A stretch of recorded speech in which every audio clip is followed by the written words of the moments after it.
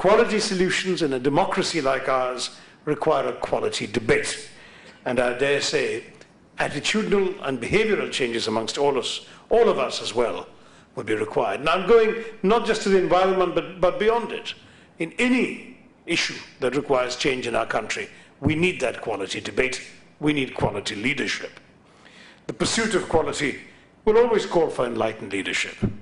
Some of you may be familiar with the story of the 19th century French politician who became the interior minister in the provisional government that was created in Paris after the revolution of 1848.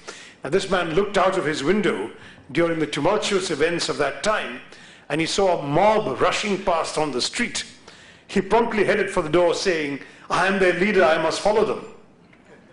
Now, that is one kind of leadership, I suppose. And perhaps it's a kind of leadership we're very familiar with in many parts of our society. But the fact that this incident is the only thing for which this gentleman, Monsieur Alexandre Auguste Ledru-Rollin, is actually remembered, I don't think we remember him for anything else but these famous words, suggests that it is not the most effective or the most enduring kind of quality leadership. By and large, a leader is expected to lead, even if from time to time a good leader must also know how to be a good follower. On issues like the environment, our leadership must draw on the best of the ideas and energies of our followership, while giving them guidance and political direction. Second, I see quality impacting our collective lives when one equates quality with good governance. Developing and preserving good governance is essential for our country and must become the passion of future governments. Good governance transcends all administrative frontiers, whether it relates to infrastructure. I saw a major infrastructure company winning a prize today, or economic growth. We've seen banking institutions being awarded today. Whatever it may be, good governance means applying quality standards to the process of delivering services to the public. It also requires politicians of all parties recognizing the importance of working together for a common goal. When you see some parties disrupting Parliament, if you turn on your television in the morning, see them marching into the well and shouting slogans so the Speaker can't be heard, thereby getting the Parliament suspended, there you see a classic example of the lack of quality leadership in our political system. For achieving good governance, by the way, I think we need good leaders to be groomed young. That's why I was so pleased to see schools being honored today. In the course of my activities as an MP, I've had the occasion of interacting with potential future leaders of India in many forums. I've been impressed by the enthusiasm and the enterprise shown by so many young people in dealing with the problems of our country. I'm hopeful that such leaders will enter the political mainstream and provide leadership in governance to all of us. That also means that the leaders of tomorrow will have to know both how to live with change in a varied world and how to live with contradictions. I, as an Indian who often has to speak to foreign audiences, I often repeat the old joke about our country that I've already used today, which is that anything you can say about India, the opposite is also true. You know, we like to think of ourselves as an ancient civilization, but we're also a young republic. Our IT experts stride confidently into the 21st century, but much of our population still seems to live in each of the other 20 centuries. Quite often, in fact, these opposites exist quite cheerfully. One of my favorite images of India is something that went around the internet a few years ago during the last Kumbh Mela.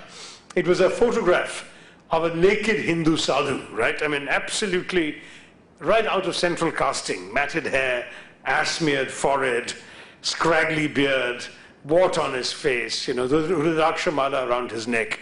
For all the world, a classic picture of timeless otherworldliness. And in this photograph, this naked Hindu sadhu was chatting away on a mobile phone. Now, I must say that for me, part of the indefinable aspect of the quality of governing India is the importance of being aware of functioning in a world where a naked Hindu holy man comfortably uses a cell phone, and to learn to embrace the possibilities and the complications that that represents. Third, the most important pursuit, it seems to me, has to be to identify quality solutions across the board to our long-standing national problems.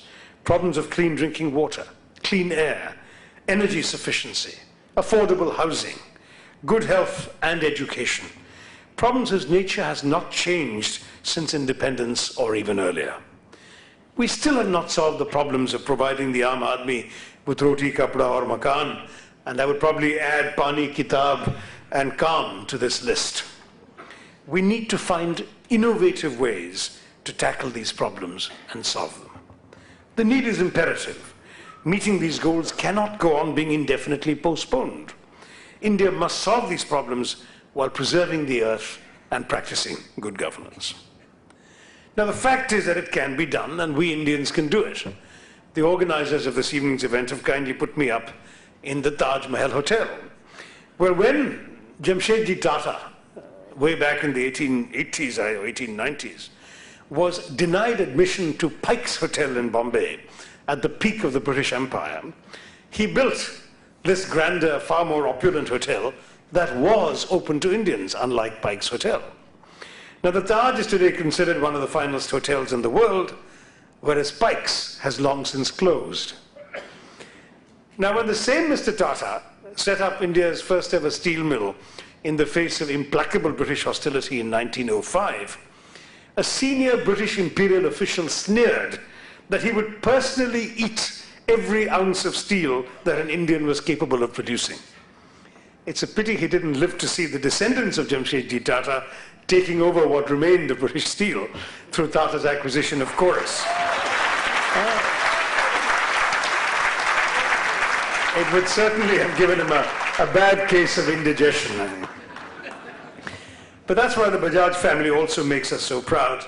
Their emphasis on quality has made them the #1 two-wheeler manufacturer in the world, and that's something too that speaks of Indian quality. In other words, it's time for us to set aside the old stereotypes of who can and who cannot excel at quality in our globalizing world. Quality knows no national boundaries. The smartest executive jets today are made by Embraer of Brazil. The tallest building in the world is currently in Dubai, and it overtook the previous tallest building, which was in Taipei. The world's biggest plane is being built in Russia and Ukraine. The world's largest Ferris wheel is in Singapore. The biggest shopping mall in the world is in Beijing. And the country, which is the world's largest consumer of gold, accounting for 20% of the world's consumption, is of course India, where demand for the metal has increased at an average of 13% per year over the past decade. Now, I throw that in just for fun, but without gold, every other category that I mentioned to you just 20 years ago would have been headed by the United States. They would have had the smartest executive jets, the tallest building, the world's biggest plane, the world's largest Ferris wheel, the biggest shopping mall, all of that. The quiz questions, the answers were always the United States. Just as that has changed in all of these countries, so too, in any yardstick of quality you want to set yourself, we are able to fulfill it here in this country.